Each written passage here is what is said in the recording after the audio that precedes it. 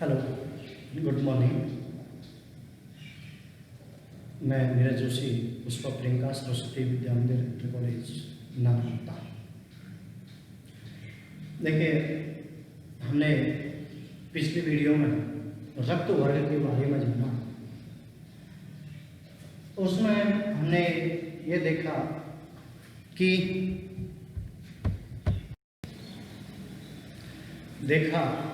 Blood group 4 प्रकार के होते हैं, लेकिन कई के मुंह से आपने सुना होगा कि मेरा ब्लड ग्रुप ए पॉजिटिव है या ए नेगेटिव है या बी पॉजिटिव बी नेगेटिव, इस प्रकार आपने सुना होगा।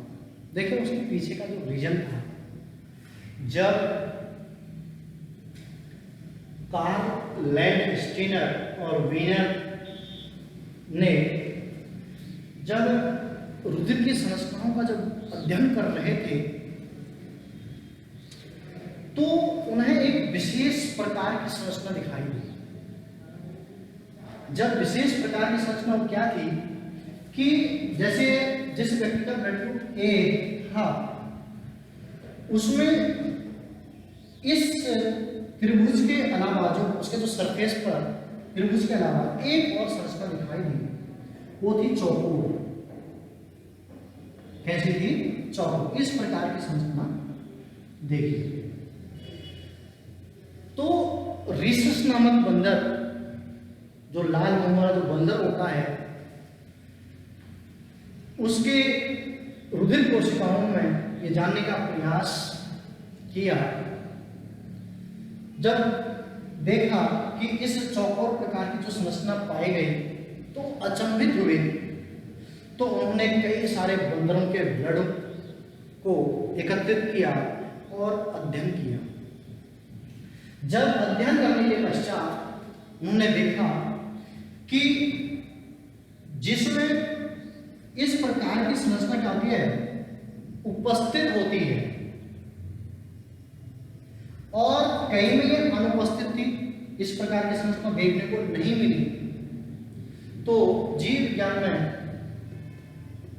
कह सकते हैं कि वह पॉजिटिव, जिसमें उपस्थित होगा, इस प्रकार की संरचना जिसमें क्या थी, उपस्थित थी, वह RH पॉजिटिव। और जिसमें यह संरचना उपस्थित नहीं थी, वह RH नेगेटिव। RH negative. तो कई के ब्लड ग्रुप में इस प्रकार की संरचना देखने को मिली और जिसमें नहीं मिली उसे हम RH नेगेटिव, जिसमें मिली RH पॉजिटिव। तो इस व्यक्ति का ब्लड ग्रुप क्या रहेगा? A positive.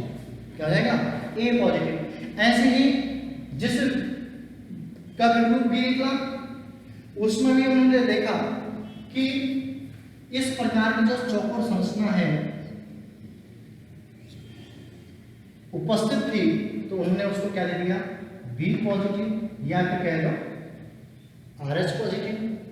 जिसमें उपस्थित नहीं होगा तो वह क्या जाएगा? B negative.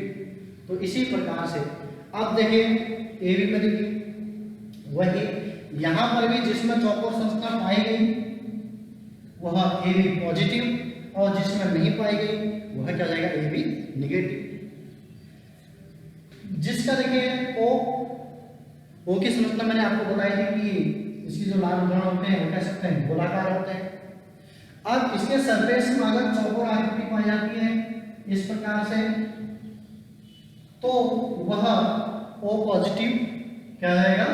O positive. और जिसमें ये चौकोर आकृति उपस्थित नहीं थी, उन्होंने उसको क्या दे दिया? O नेगेटिव मान दिया। ये सब आ गया होगा।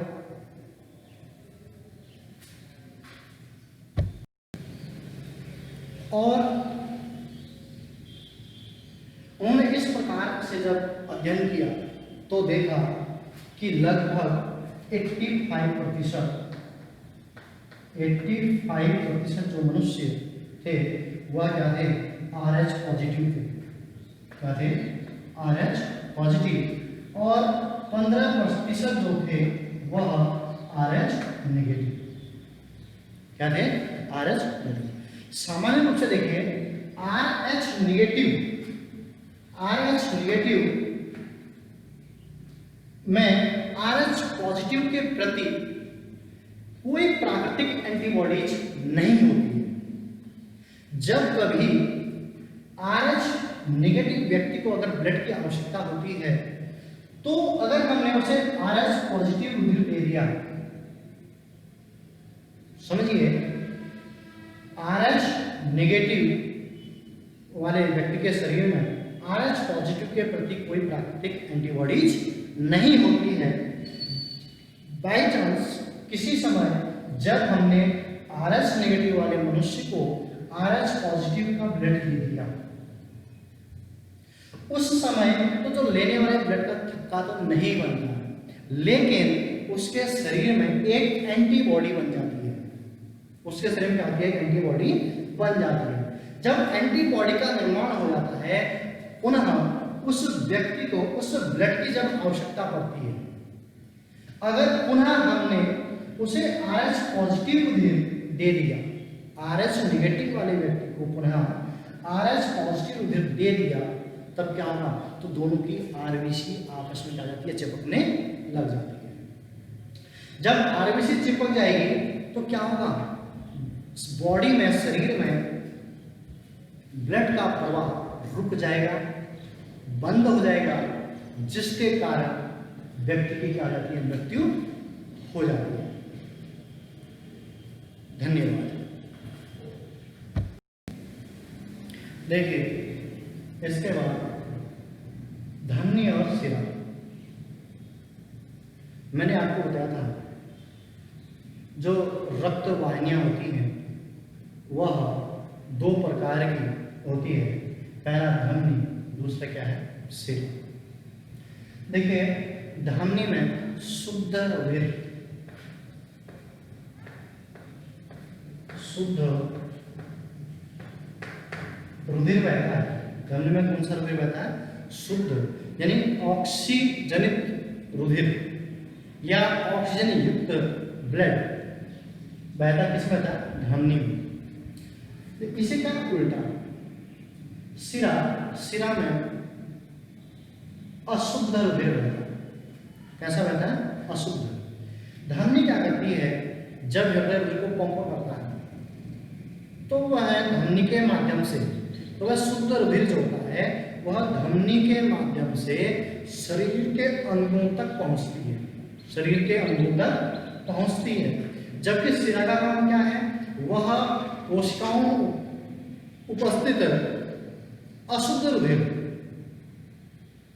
कोशिका श्वसन के दौरान जो अशुद्ध जो रुधिर है या कार्बन डाइऑक्साइड युक्त जो ब्लड है उसको वहां से एकत्रित करके कहां तक लाती है? हृदय तक लाती है। देखिए दूसरा पॉइंट इसमें क्या बनेगा? धमनी जब हृदय रुधिर को पंप करता है तो प्रेशर पड़ता है, तो उसमें दबाव के साथ धमनी में रुधिर कैसे दबाव के साथ बहता है, और जबकि शिरा में इस प्रकार की कंडीशन नहीं होती है। धमनी में कपाट नहीं होते हैं, जबकि शिरा में क्या होता है? कपाट पाए जाते हैं।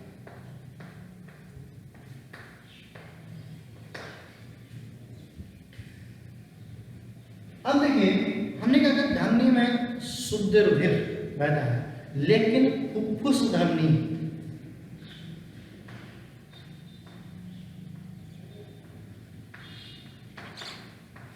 फुफ्फुस धमनी में अशुद्ध रुधिर बहता है, जबकि फुफ्फुस शिरा में कौन सा रुधिर बहता है?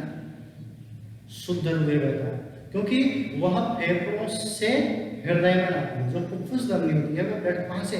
जब फेफड़ों में रुधिर शुद्ध हो जाता है, कार्बन डाइऑक्साइड वहां मुक्त हो जाती है, तो वह ऑक्सीजन युक्त रुधिर को कहाँ तक लाती है? हृदय तक लाती है। तो इसलिए इसमें जो फुफ्फुस शिरा है उसमें शुद्ध रुधिर बहता है। और जो धमनी होती है इसकी गुहा कैसी होती है? संक्रिय होती है, और जबकि शिरा कैसे होती है? चौड़ी होती है। और जो अगर हम इसको को भी देखिए, जो एकदम से उभरी हुई जो नसें हमारे शरीर बॉडी दिखाई देती है नीले नीले कलर की, ये शिराएं, शिराएं यानी कि त्वचा के समीप स्थित होती हैं। जो शिराएं होती हैं वह त्वचा के क्या होती हैं, समीप स्थित होती हैं, जबकि धमनी गहराई में क्या होती है, त्वचा से दूर गहराई में क्या होती है, स्थित होती हैं। और देखिए धमनी शिराएं आपके लिए ग्रह होमवर्क था, ग्रह कार्य के रूप में इस क्वेश्चन को आप कंप्लीट करें। वेरी वेरी इंपॉर्टेंट क्वेश्चन, धमनी और शिरा में अंतर पूछा जाता है। धन्यवाद।